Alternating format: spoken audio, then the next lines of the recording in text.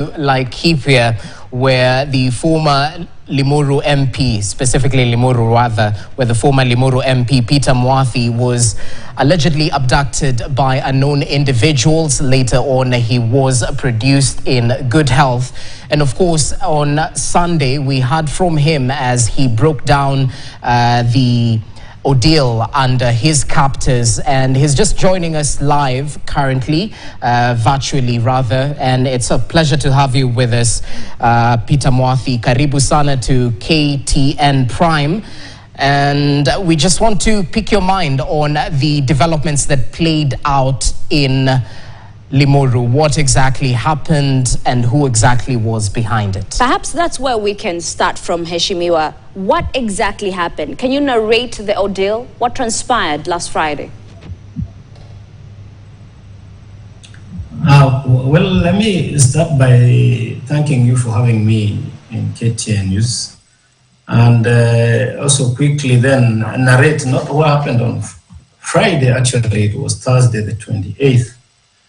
And that was in a burial of one young man, 23-year-old Erastus Mwathi, who had unfortunately met his death under some cruel hand of mentally unstable relative.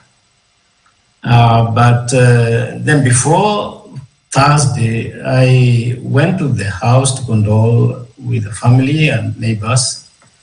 And thereupon, I gave my contribution, and I was also sent with some contribution from the former Deputy President, Rigathi Gachagua, popularly known as Rigi G. And that was done. I found some people, roughly about a crowd of 300, men, women, and some youth, who are preparing for burial the next day. And I had occasion to speak to them and pass my message of condolence together with that of the former Deputy President, and they were quite elated. And thereafter I left, I spoke to Rick J and told him the people were appreciative and that they would appreciate also if he attended. And so he made a decision to attend on Thursday, starting from roughly about 11.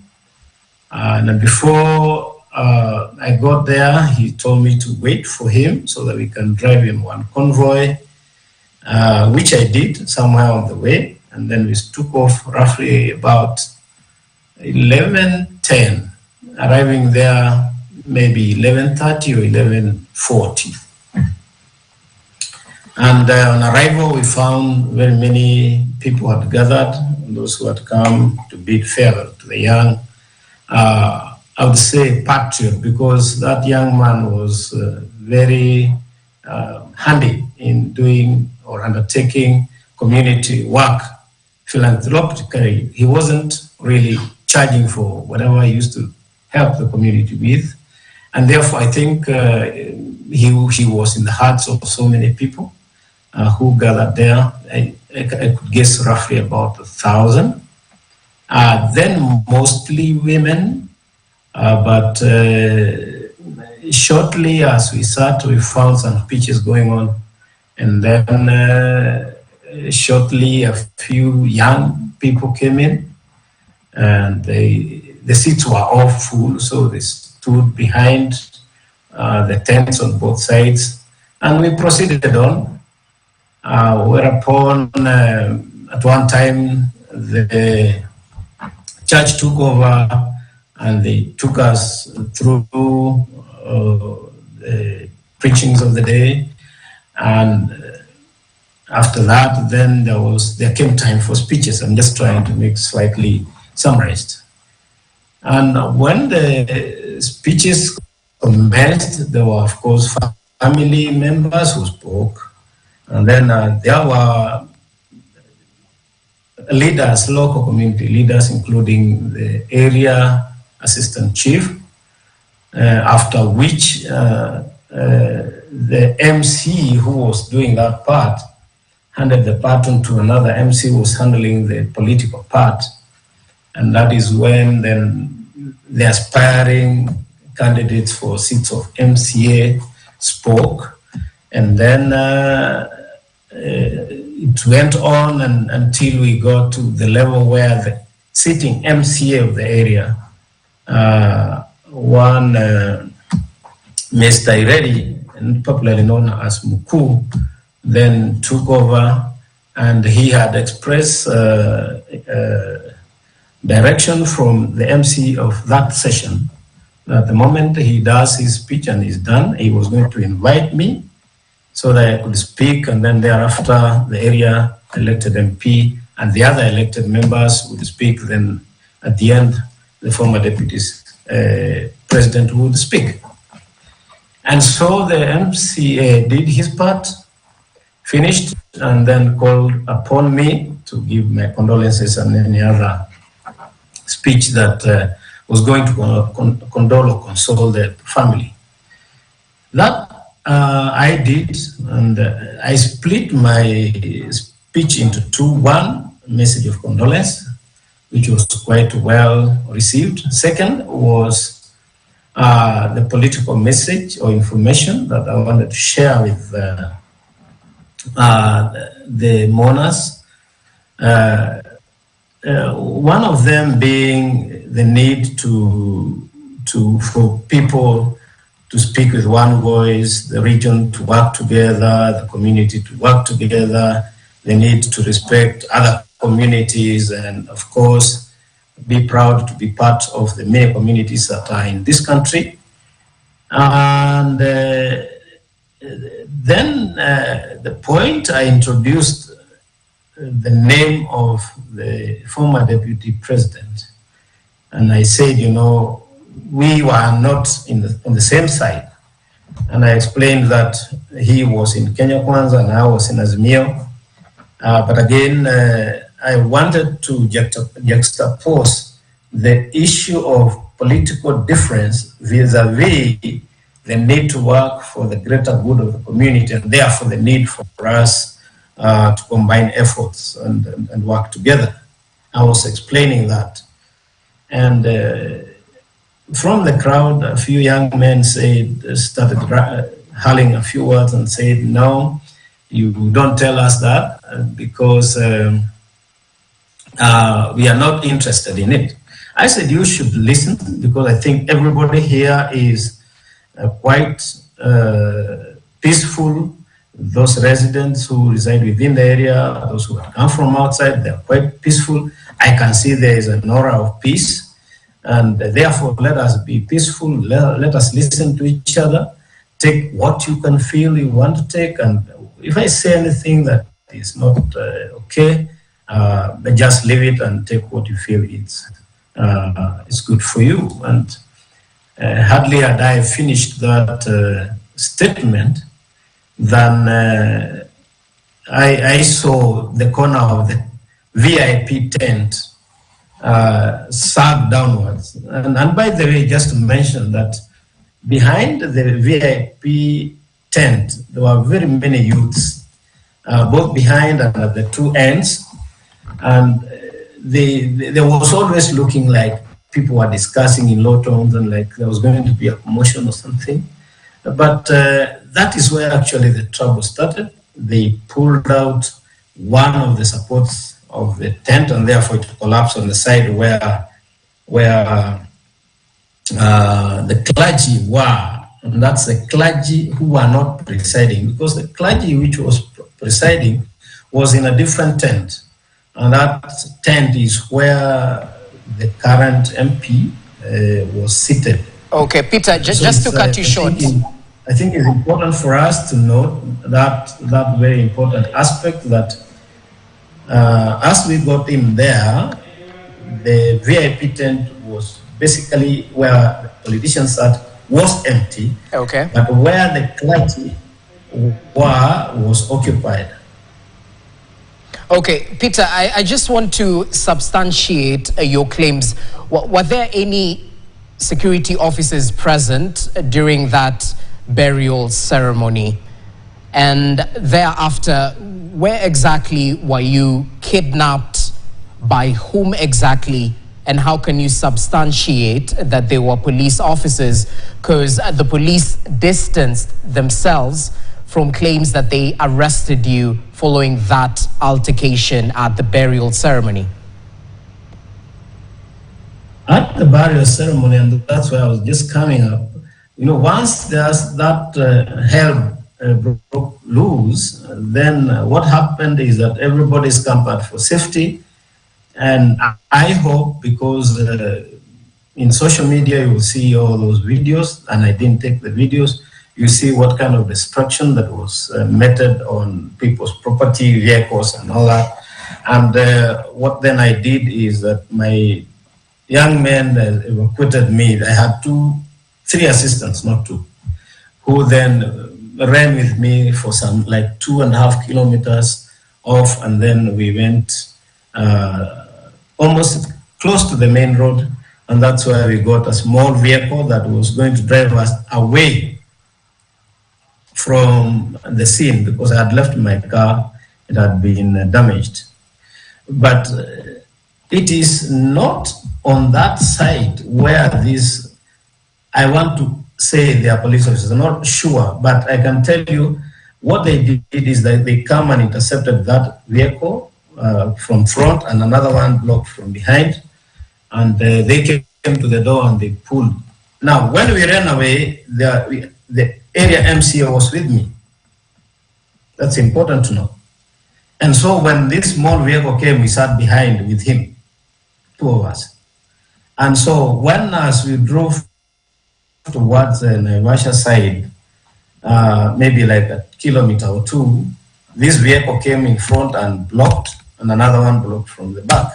And they came to the rear door and they pulled open, and we were hauled into one of the vehicles. Now, I was able to see that vehicle did not have number plates. Hardly 100 meters or so, then they stopped the vehicle which was behind and the one that was in front. The MCO was pulled and it was put behind. I think it was put in the one that was behind. So I was left with 2 gentlemen who were guarding me from both sides of the doors, the rear doors. There was a driver and there was somebody else seated on the passenger seat in front. And from there, that's when the ordeal of moving from one road to the other, from a forest to the other, 3 stops in which they were just using words that would threaten. I want to imagine they were threatening enough, because they would say, this is the port, this is the spot, we think this is a nice spot. They were speaking in Swahili. And they asked me also a few questions, whether I love myself, whether I love my wife, whether I love my children, what kind of work I do, which political party I belong to, whether I love the government. And I remember on Saturday when I was giving the ordeal, what I went through, I said, yes, I told them, yes, I love the government, but I knew I wasn't telling them the correct thing. And my lack of that love is because of the so many ills that are affecting the people. There's so many issues that are being raised, as every Kenyan knows. And I belong to that class of people, the number of people who think things need to be done better. And one telling question is, they asked whether I have a Twitter account, and I said yes. And they asked, who is it that deals with it, or who posts? And I said, I am the one. And so he said, or rather one of the guys said, and the layer 2, you will know that this is our place, or this is our country, sisi tunafanya kazi yetu. They were mostly speaking in Swahili. And from the side of Rari towards Naivasha, and then towards Narok, and then back towards southern bypass in Nairobi, they were always communicating. And they had a gadget, and I want to imagine that gadget is a walkie-talkie. But they were hooded. Each one of them had a mask, including the driver. One had a balaclava, and then the others had capes, and that mask is put to the extent the eyes are only, what is exposed. And then I think roughly about 8 hours, I was counting time after I had been released because my phones had been switched off. I had been told to switch off. And therefore, as at the time I got home after being dropped somewhere in the dark of Southern Bypass, we walked backwards, and I think that should have been between 11 or 11:30 when I was dropped off. I think it's also important to say that before I was dropped off, there was a lot of communication between the guy who had the gadget that looked like, and I want to believe it was a walkie-talkie, and whoever they were speaking with. Mhesh, so then why exactly were you targeted? As you've mentioned, you distanced yourself from the former deputy president during the burial. So why you? Did you find out? One of the things that, and I made this story short because it's quite long. One of the things that they told me is that wherever I was looking like I was speaking more than what they required, they would tell me usiongee sana. Ukiulizwa swali unajibu vile umeulizwa na unanyamaza. So I wasn't going to ask them, why are you taking me where? I even don't want to ask them who they are. In the first place, I didn't know whether they are thugs or they are police. But then what led me to think they could be police? These unmarked vehicles, number one. And then there is a walkie-talkie, yes. And then it was like in commando style in the manner that they handled the Gen Zs, because that one I watched. Then it was happening to them. This time it was happening to me. And then I recall what they went through.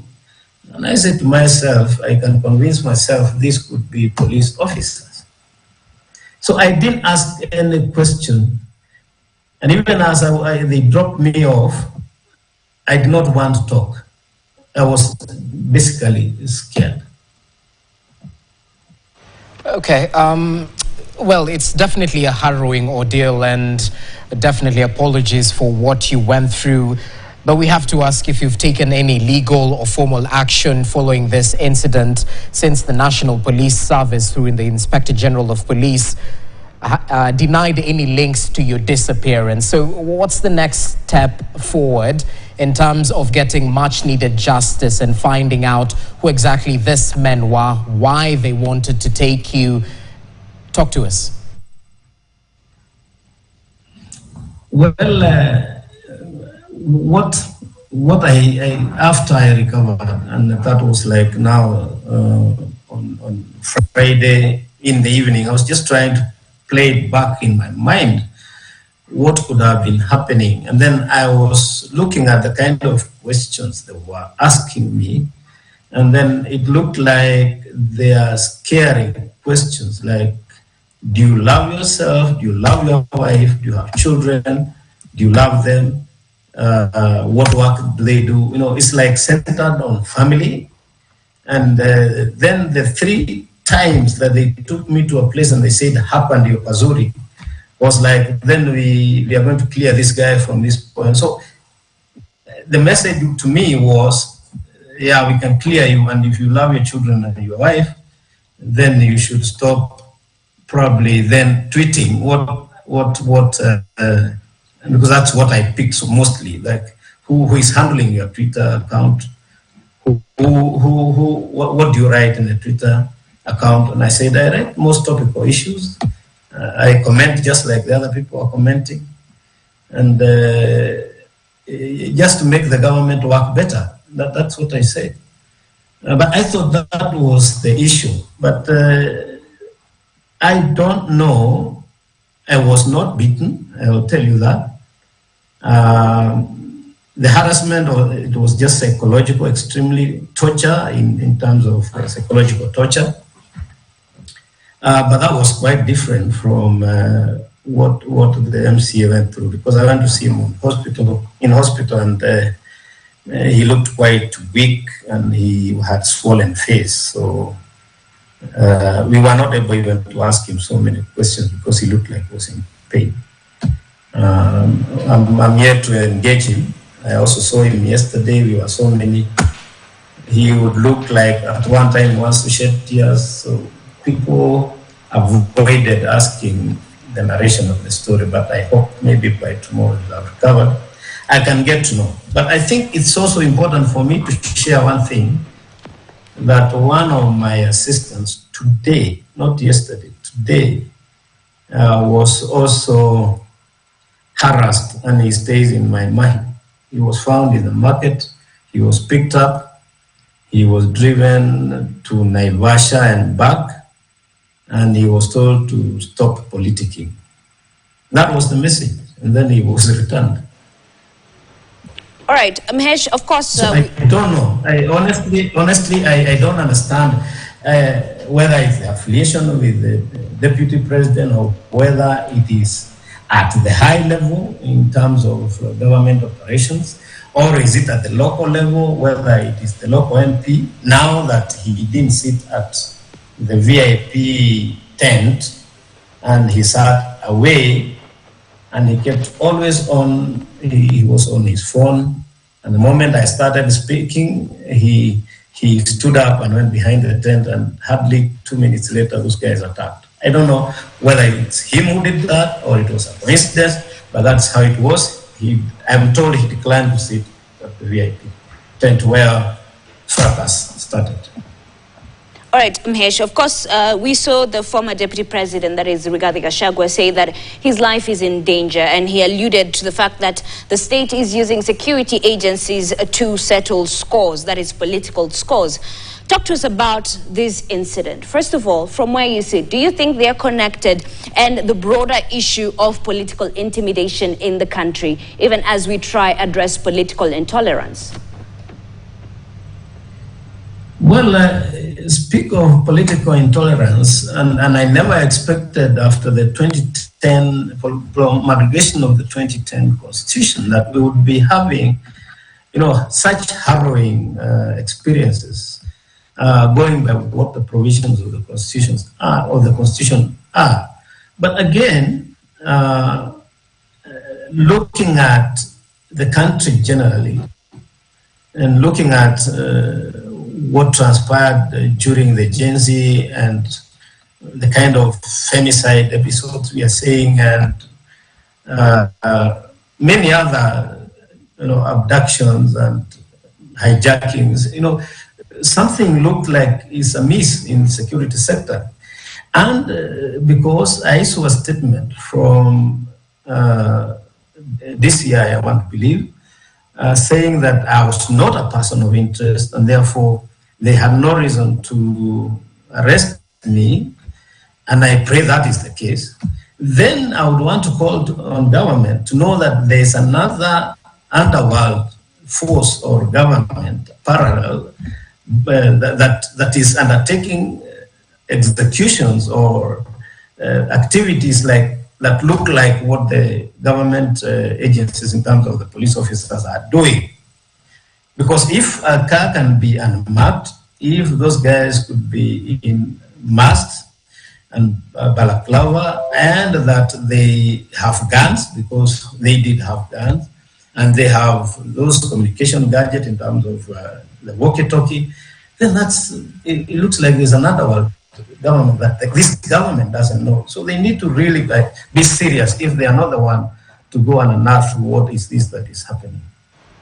Quite indeed, Peter Mwathi. We definitely hope for some panacea in terms of progress and getting to know who exactly was behind this kidnapping and later being released, psychological trauma and whatnot, because ignorance is no defense, especially when it comes to the security agencies. It's not enough for them to say, we don't know who did it, because they're supposed to secure us as a country.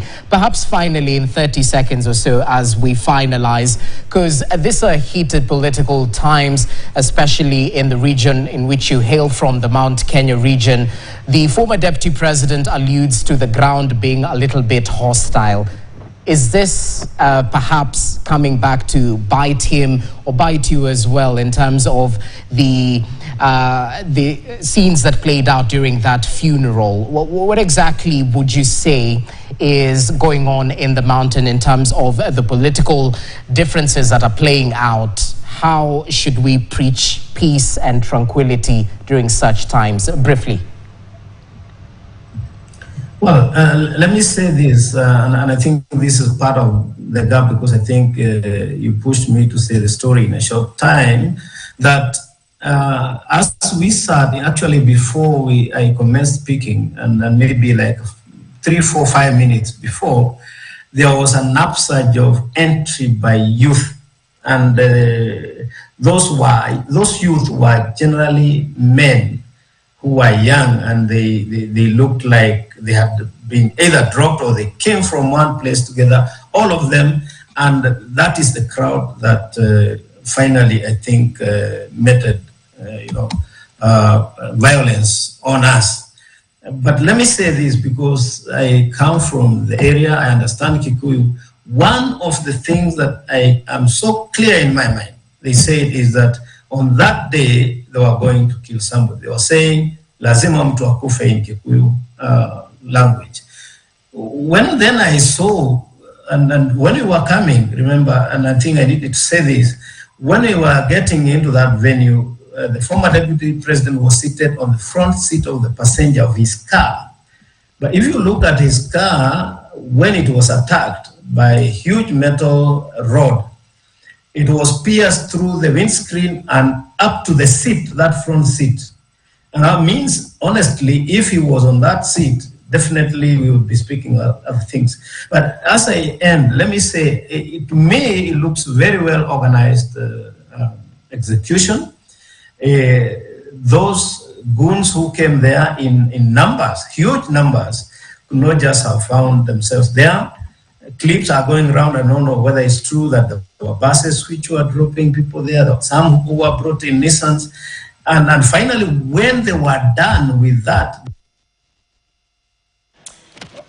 Okay, Peter Mwathi right there, the former Limuru Member of Parliament, just conversing with us virtually, and it seems to have just been cut off, but we definitely got the gist of the narration in terms of the ordeal he went through ever since he was allegedly kidnapped after fracas broke out during that funeral service in Limuru. Thereafter, of course, we had claims that perhaps the former deputy president was being targeted, and he spoke to this in a local media interview just yesterday. Of course, complacency from the security agencies is definitely not encouraged, and it's something to frown upon. We definitely hope investigation is ongoing to ascertain the true cause of the commotion. Those people are brought to justice, and thereafter we truly know the individuals in Balaclava who actually kidnapped the former legislator. We actually hope that he actually gets some help, because, you know, such trauma stays with you psychologically. Well, that's how we wrap things up here on KTN Prime. It's been a good run, right, Jesse? Yes, quite so. I'm Ashley Mazuri. And I'm Jesse Rogers. Thank you so much for watching. Keep it KTN. New look KTN. Definitely. Good night. It's almost midnight. It should be good night.